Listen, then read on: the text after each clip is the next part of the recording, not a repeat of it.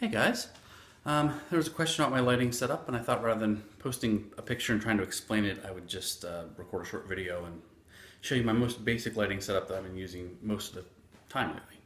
So let's get started. First off, I like to shoot against seamless backgrounds.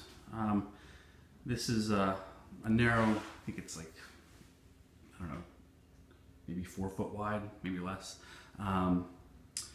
White backgrounds. I have a black one too, and I have both white and black in a wider size for larger groups. This works well for a single person, even small kids.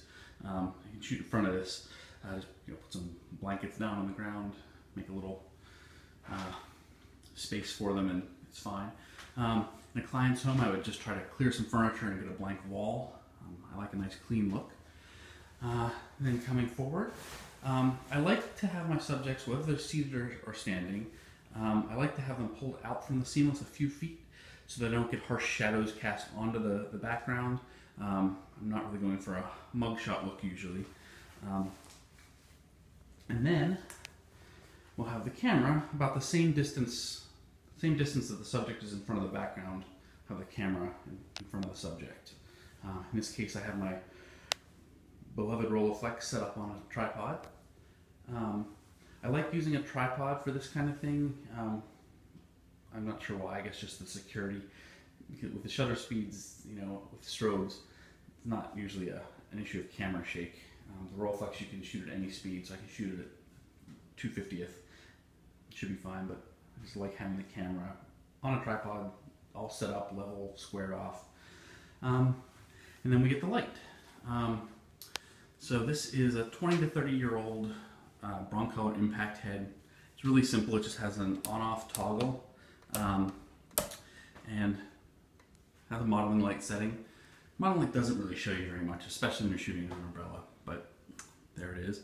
And this one just has 3 settings. There's basically full power, quarter power, half power, and quarter power. So 3 stops of light. Real simple. And then the umbrella. And this is a black-backed white umbrella. So the inside's white. I find it casts a nice, even, diffuse light through the whole room. I also have silver-lined. It's a little more definition to the light. And then they have ones that don't have the black backing, where the black backing comes off and you shoot through, sort of like a softbox. But I like this setup. I find with this size room that I have here, it's about 11 by 14 umbrella, even this relatively small size umbrella really fills the space nicely. And so basically I just set up the light about 45 degrees, either camera left or right, and have the subject in the center. I find that for male subjects, I usually prefer what's called broad lighting, where basically they're angled away from the light, so the light is hitting them from their ear, their nose, and it's lighting up a broad side of their face. For women, I generally like short lighting, which actually where I have them turn into the light, and then it's lighting up a much smaller portion of the face. It narrows the face and is more complementary. And then I have a reflector. This is a smaller reflector, only really good for headshots. Have that on the opposite side of the camera to bounce some light back to fill in. Less critical with the broad lighting setup, because you're really lighting most of the face and you want some contrast. With the narrow lighting, the reflector is a bit more important because you would get most of the face in shadow if you didn't use it, so that's really handy. And then for metering, my Sekonic L508. It has 2 flash modes. There's the flash mode that Sandra described, where you click the button and it waits, and then when the strobe goes off, it records it and gives you a reading. And then mine has the second setting. I don't know if you can see it here, but it's got a little C, a little lightning bolt with a C next to it. And that basically allows you to fire the strobe directly with the meter. So there's a sync cable plugged into the meter down here, and then plugged into the light over here. And so if I was shooting, say, pan F and I'm meeting for the highlights, I would point it into the light and get a reading, like 60th, that's the max, the sync speed on my Mamiya. 60th of a second, ISO 125 for my favorite Ilford FP4 film stock. And this is giving me like, I don't know, 5.6 and a half.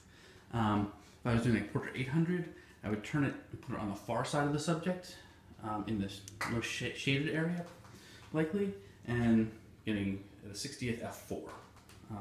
So, well, within a nice range for a portrait. And this is on a quarter power, so you can see I have pretty small space here. You can also control that by moving the light further back. If I backed it up, I could, you know, open up more, get a softer shot. That's basically the basic metering technique I use. It depends on the film stock which way I meter. Once I have my reading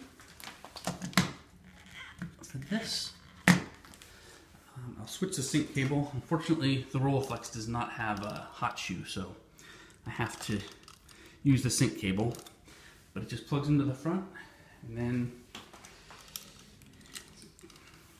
fire the shutter, and the strobe goes off, and that's all there is to it. I do have, I have a wireless, this is a ProMaster wireless system that I use with my Mamiya. So it just plugs into the hot shoe, and then the receiver plugs into the same place on the head. Get rid of the sync cord.